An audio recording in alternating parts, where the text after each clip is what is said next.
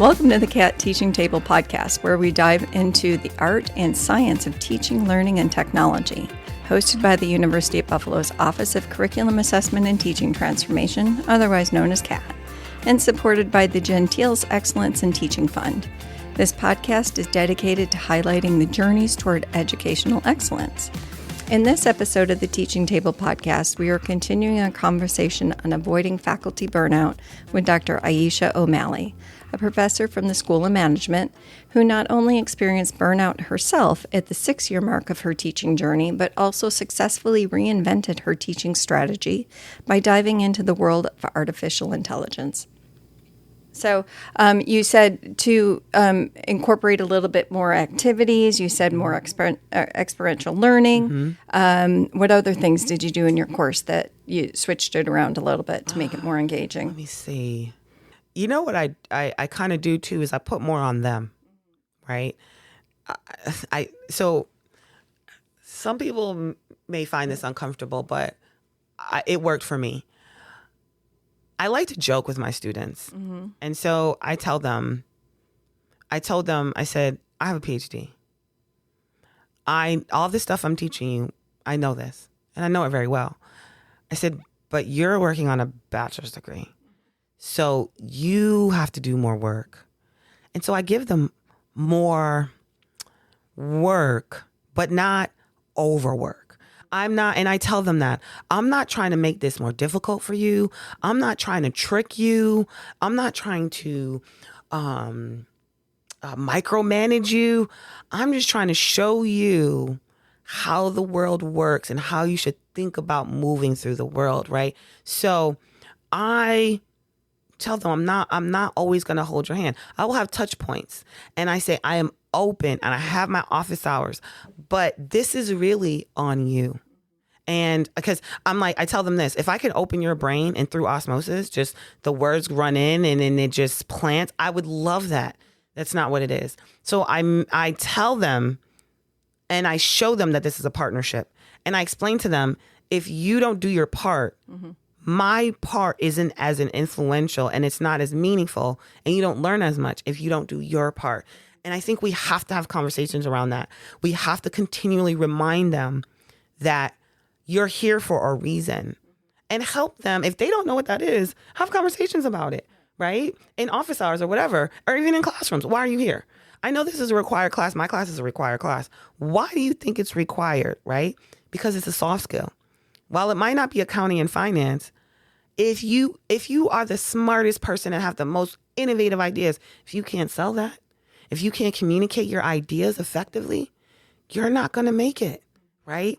And so it really is about having some open dialogue with them and teaching them about work ethic, right? And what that looks like and what you get from it, right? Like if you do your due diligence and you come to class prepared, you read that study plan, then the assignments that I have, the lecture that I'm talking about, the activities that we do, you're able to be part of the conversation. That's engaging. That's more fun. Don't you want that experience? Or do you want me to talk at you and you bored? And then I told him this too. I said, let me tell you how this works.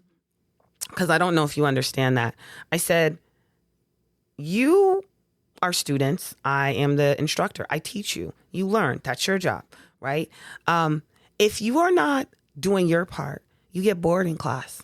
When you get bored in class, you're more likely to pick up your phone, or if you're on your laptop, you're more likely to go on and watch the football game that you missed last night, right? It's easy to do that, right? And I'm talking to them like this, right?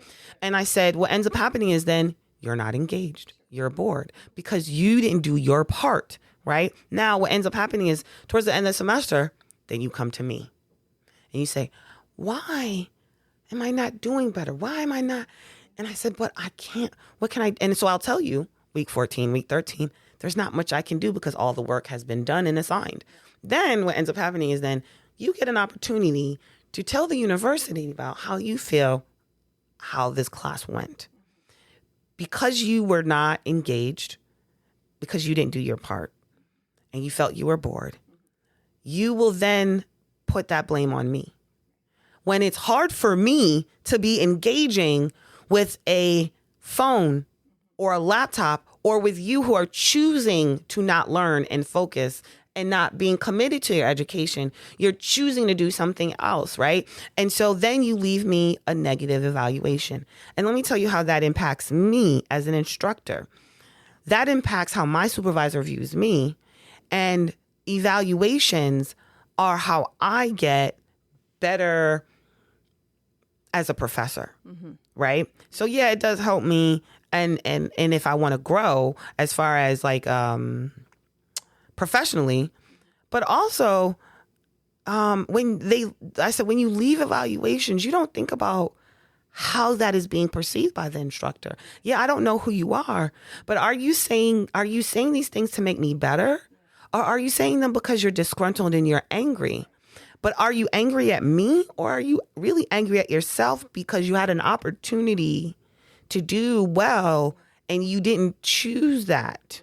You chose the easier route, which was to not focus, right? So I had that conversation with them because I need them to understand what your part is in your education.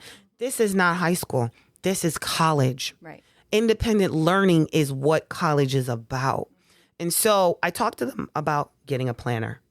If you don't have a planner, you are planning to fail, right? Whether it's a digital or whether it's a handheld with handwritten. Find what works for you. Figure out what your study habits are. This takes time. You have to be committed to figuring out, okay, do I work better with flashcards or do I work better in a group setting, right?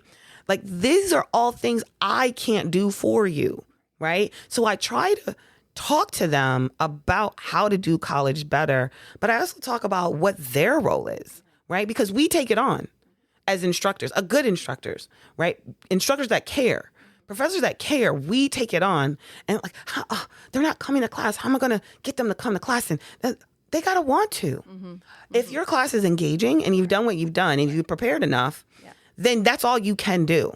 I love the fact that because you're getting them out from behind that phone where they can have that voiceless review, if you will, or that critique of you that isn't holding impact and for them. Yeah. And they think that they're exactly what you said. They're either, are they helping or aren't they helping? Like, why did they just rate you that way? So I like that you humanize that. Yeah. And give that, your voice actually matters. And I need you absolutely. Absolutely. to it does. buy-in. And then I also do checkpoints every 5 weeks. Okay, this is what the class has been. Are quizzes working for you? Are deadlines working for you? Are assignments in the way that they're built?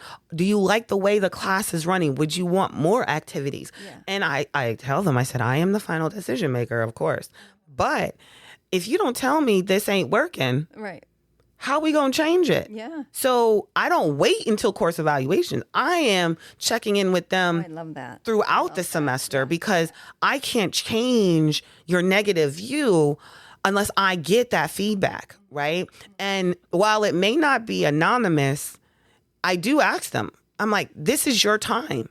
If you want something to change, tell me now because I can make those changes now. So I give them that space to say, yeah, well, I don't, like, I've changed due dates. Like, Saturday is a hard due date. Or I remember one class, they're like, well, Sunday is a bad day because it's, Sunday night football. Right. And I'm like, okay, I get it. All right. So we'll do it Monday. Right. So I'm willing to work with them. Right. So this doesn't have to be a miserable experience for both of us. Right. You should all enjoy it, right? Yeah, we can all enjoy it. You can enjoy it. Yeah. So I love all of those strategies. I love that you took the initiative to better yourself so that you could better the students. Yeah. So it starts within. It does. Maggie, it really does. It really I think does. we kind of forget that sometimes. Yeah, it does. You got to look at yourself. It's hard, right? It's hard to look in the mirror. But when I did, oh my God, it transformed me. Yeah. I went through a transformation the last 6 months, and I've been telling everybody because I feel so good about it. Like, that's why you knew. I was like, let me tell you, I want to talk about how I'm doing this class, and I want you to help me, but let me tell you how I've gotten to this point. And it really has changed the way that I talk to them, the way that I connect with them, the way that I connect with my colleagues, the way that I listen, and the way that I'm more open-minded, the more I am diverse with my perspective, and I use inclusive pedagogy, and I've researched inclusive pedagogy. I'm researching diverse pedagogy, right? Because I know this will make me a better professor, and my students want a better experience. Yeah. Yeah. So I think like the underlying overall type of, comment that we want to make is not to feel that it's a negative reflection on yourself. Yes. And I love that you were able to overcome that, because sometimes exactly what you said, it's your own mind that is taking you down. So you're a good educator. You just have to get out of whatever it is. Absolutely. As long as you give your space to be prepared for the semester. You give yourself some space to think about not just the content, the objectives, right? My bigger objectives, I want them to be more effective communicators, verbally and written, right? That's the bigger picture. So you got to connect what you're doing in the classroom to the bigger, and you can't forget it. You got to remind yourself about that, because then you get lost in the minutia of it and the timing, and it becomes daunting and you get stressful. Make it easy for yourself, right? But as long as you're prepared and you've done your due diligence, no, you are a great educator. Absolutely. Pat yourself on the back.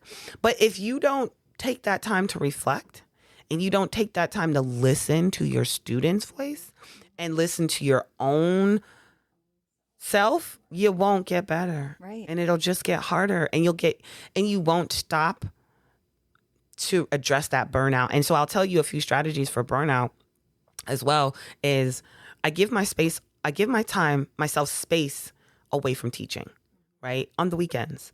Even if it's just for like 3 or 4 hours, I go for a walk, or I'll go out for lunch with a girlfriend, or, I Netflix and binge, I make sure I take some time to decompress from the week, right? And then it's not until I've done that I really try to dig in. Now, don't get me wrong. This is not easy, and it's going to take practice, but you can't come from a space of judgment in how you're moving through this. You got to give yourself grace. And you got to offer, the way that you offer others empathy, you got to offer it to yourself. So don't beat yourself up. Just give yourself that space to grow, right? It's really important. And give your mind other way, like read outside of reading for class, right? Like pick up a book and just read for pleasure, right? Those things are really, and get a massage. Listen, once a month, I get a massage, right? Because I carry my stress up here. And if I'm walking around like this, I'm like, oh yeah, it's time. Yeah. Right? I love all of that. I love the strategies, and give yourself a little bit of leeway. Yeah. It's give yourself some grace, because nobody else will. No. Right? So do you have any final thoughts that you want to share with our listeners? Figure out what support you need, right? And what support can your department provide, right? Professional development was key, but also I think what also was key was I had a very supportive team, and I have a very supportive supervisor. She allowed us to incorporate a new platform. She introduced us to Lumen 1 because we have textbooks, and we know the struggle with textbooks. Costs a lot of money. Students don't have a lot of money. And so this was a free open access, right? And I was like, oh. And then I looked at it, and it was so comprehensive, and it was diverse. Like the pictures that they use, the names that they use, it was very inclusive. It included daily lecture affirmations. And I was like, oh yeah, this is all me. And I took it on, and I incorporated it, and I'm using it currently, and I love it. And it's helping me again to be that professor that I want to be, right? I love the affirmations, because I think also teaching for so long, I realized that students, they lack that self-confidence. Of course they do. They've only been on this earth for 2 decades at the most, right? So they need that guidance. You have value. Even though it's been 2 decades, that's still a long time. You have value. You have experiences, especially our students today, who are going through a lot more than I would say maybe I did, when I was growing up, right? And so these differences and these things that you bring to the table add value to the classroom and any space that you're in. So the affirmations, like today, I can work hard, right? I am getting smarter, right? These things, and you take it for granted, but I make them say them with me. I say them first, and then I tell them, say it out loud. And if they come to me and they sound, I am smart, I'm like, this is not the 7:30 I just woke up voice. This is the gusto. I believe it. That's why it's affirmations. I believe it. I know it. And I want to hear each and every voice. And they go and they say it with me. And I see them smiling and I see them connecting with me. And so when you are able to give yourself that time to figure out the support that you need, then you can go to your department chair, right? Supervisor, and say, I need some more support, right? And you won't know what they'll be able to provide unless you tell them. So don't be fearful of saying, I need a little bit more. I need a little bit of space. And I was able to get a couple course releases because I took on a couple different projects. So that allowed me that space to not teach, 4 and 5 classes. I was able to find some space for one semester. I'm not teaching so much, right? And, our teaching faculty, we have a heavy load that we teach. And so I'm talking to them, figure out what support you need, because there's so many different opportunities and resources that are out there, but you don't know if you don't seek out help and you don't say what it is you need. And that was super important for my journey. For me, it would be, I don't want to be embarrassed. It would be an embarrassment. And I think that you got to get over that. Man. And once you do that. That is holding you back from having a stress-free, more enjoyable experience in teaching, right? It's not embarrassment. Like I think we all have to come from this human perspective. One of the sayings that I like is I'm perfectly imperfect. Yeah, I love that. Right? Like I have a t-shirt. I live by it. Right? Like we all are. Sure. We all are. So give your space. Give yourself that space. Yeah. Thank you again for joining us. Thanks for sharing your journey, your insights. Your story is incredible. I love that it is a powerful reminder. And with the right approach, burnout can be managed. It can be overcome, and the opportunity for growth is the key there. Yeah. So that kind of wraps up this episode. So thank you to our listeners, and thank you to Dr. O'Mally for joining us on this episode of the Teaching Table podcast. If you enjoyed today's discussion, be sure to subscribe and leave us a review. We'll be back soon with more conversation on teaching, learning, technology, all of the good pedagogical stuff. And until then, keep exploring new ways to reach and inspire your students. I love this story. And as always, be sure to connect with us online at buffalo.edu/CAT. That's CATT, or email us at ubcat@buffalo.edu. Thank you again. Thank you.